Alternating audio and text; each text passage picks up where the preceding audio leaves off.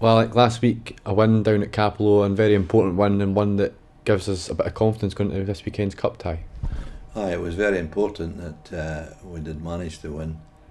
It wasn't only just winning the game; it was how we went about it, and the way we stuck to our game plan, and they applied themselves 100%, and were really knackered when they came off the field, which it was a lesson for them. And that's when you win a game of football, when you come off like that, knowing you come off with plenty to offer.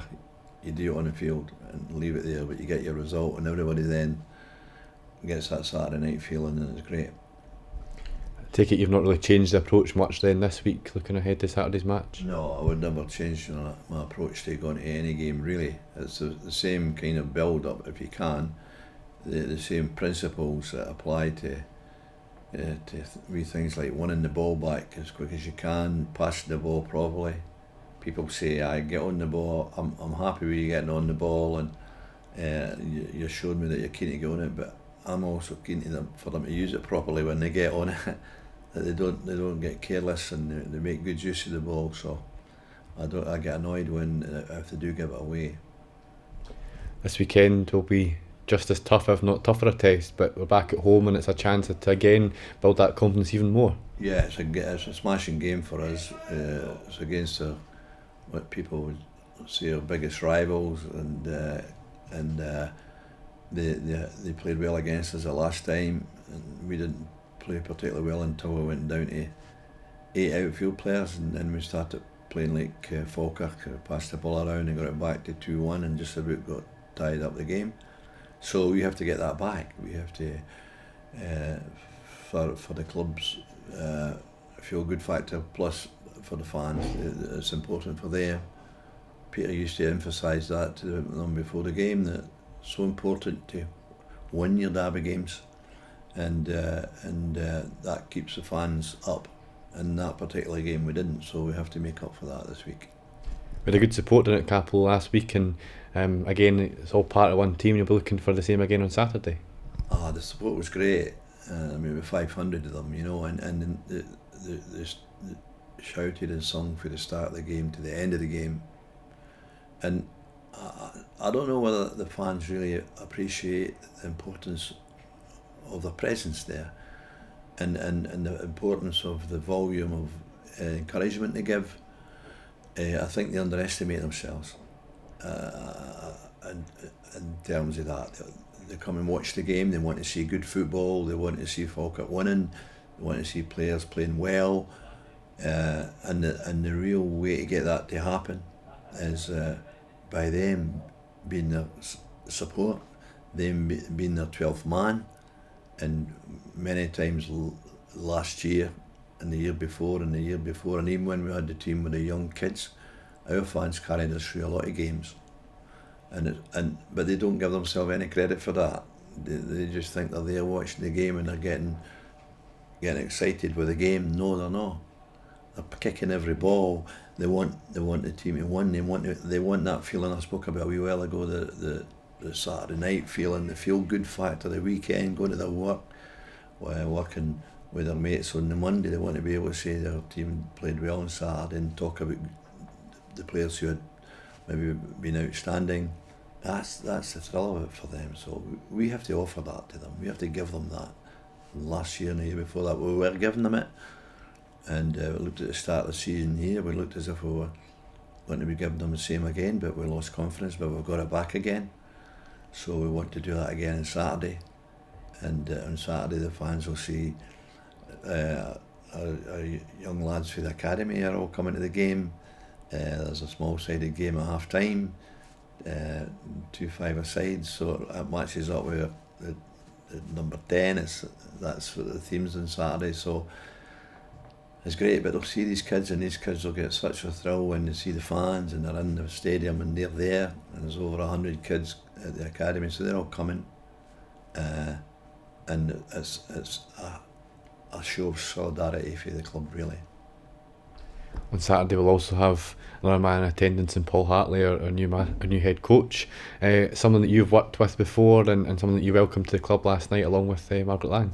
Yeah, I worked with Paul many years ago at Wraith Rovers, and I knew him when he was a young lad at Hamilton. I recommended him. He was in the Scottish, the Craig in the 1996 European Championships. Took 8 young players for different clubs to go with the squad as Hamper Boys, and he was chosen as one of them. And so he was there, and he was taking part in some of the small-sided games with the international players, and he was showing up well. And Jimmy Nicholl had just went to Millwall, and he asked me if I'd known any young players, and I recommended him, and he went to Millwall for £400,000. It was a bit early for him in terms of his physique and everything, and Jimmy was only there for another year or two and came back up to Wraith Rovers, and I worked with Jimmy there. And we brought Paul up from Millwall, and Wraith Rovers paid £270,000 for him, would you believe, to bring him back up. A year later we sold him to Hibs for £290,000, and so we made £20,000 profit and had a year's work out of him. But it was after that, when he went to St Johnstone, was transformed into a midfield player, that his career really took off, and he became a massive player then when he went to Hearts and handled the Hearts big club scenario. Brilliant there, brilliant at Celtic, another big club scenario. He handled that. He handled his internationals, played Championship League football, played international football at European level and everything. So his background as a player was great. He finished off with Aberdeen and had an injury that stopped him prematurely, but he's come into the coaching, he's come into the management, and he's won 2 titles with Alloa. But the main thing for me there, that he's went and worked for a small club, and I'm not being patronising when I'm saying that. I mean a smaller club than this one, and worked in a part-time setup where you learn all the tricks, you learn all the ropes, you learn how to manage a club, you learn how to win games, you learn how to pick people up, all the things that you did to being a manager. You learn to identify talent, and you get that grounding, and you're allowed to lose some games, and nobody's putting you under any great pressure. The chairman's very good over there, and he was allowed to manage like I was in my early days at Senesmuir. So I had 5 very good years at that, and then another 12 at Stirling, and he's had that. He was doing well at Dundee. He had 2 promotions at Alloa, then he had a promotion at Dundee, and his next season finished in the Middle League very good.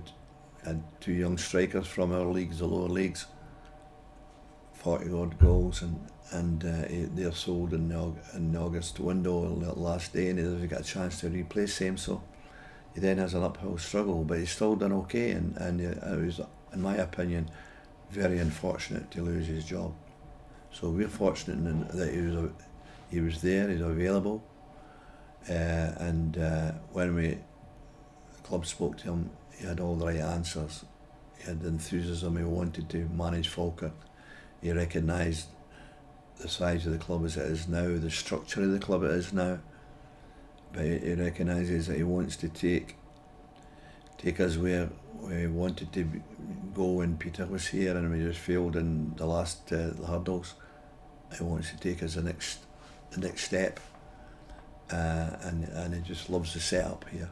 And he was in last night and doing his press conference. He loved the whole ambience of the place. He was really impressed. So he phoned me late last night and thanked me and said he's so excited and enthusiastic for the job. It can't come quick enough for him. And that's how you've got to be when you go into take over a new club. You've got to be like that, and that enthusiasm's got to come through. But he's recognised where the club are at the moment, but he recognises where the club can go and could be and could get established there again. And I'm really excited about that too.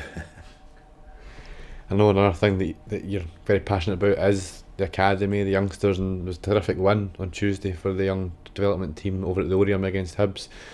Played very, very well, and something that you'll obviously be proud of. I'm very proud of that, and the way they played on Tuesday night, and they played with an abandon and a relaxation, but in a tight way where everything was crisp and they passed the ball about and there was no any real slackness, an occasional pass here and there, but the way they went about the game, and they scored early and then they scored another one and then they hit the bar, hit the post, and late on the game they gave away a penalty with a bounce of the ball on the surface for some reason, bounced the wrong way, and Paul Watson got sent off, and they played the last 15 minutes with 10 men and managed that game too with 10. We were using the ball, kept using the ball, and just about scored against Scottish Shepherd, just made it 3. But it was just the way they played, the level, passing the level, and that gives you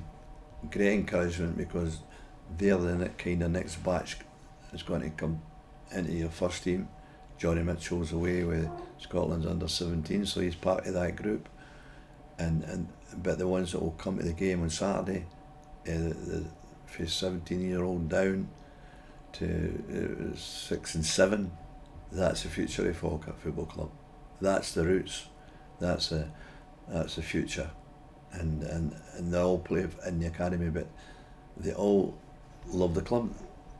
You know, that's what they want to do. They want to play for Falkirk's first team, and that's the only criteria that's judgment is put on them when they're coming through the levels.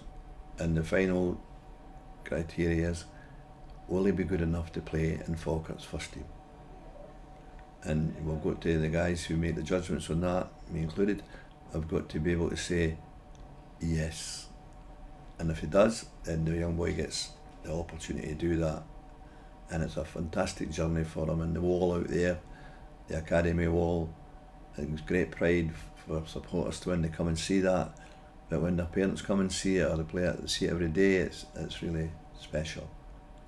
And that's the ambience that Paul was talking about last night, and we'll increase that, we'll improve that, we'll improve the academy. Michael McCarra, who's helped me greatly here in the past fortnight, he'll continue to produce young players that this club will get the benefit, and get Lee and Mark's experience and knowledge in terms of learning the game, just as James and Alan did when in their period here, and I could see a lot of their work in the game the other night there, so that really pleased me. Well, as always, it's fascinating to speak to you. We wish you the very, very best for Saturday, and thanks again. Thank you very much.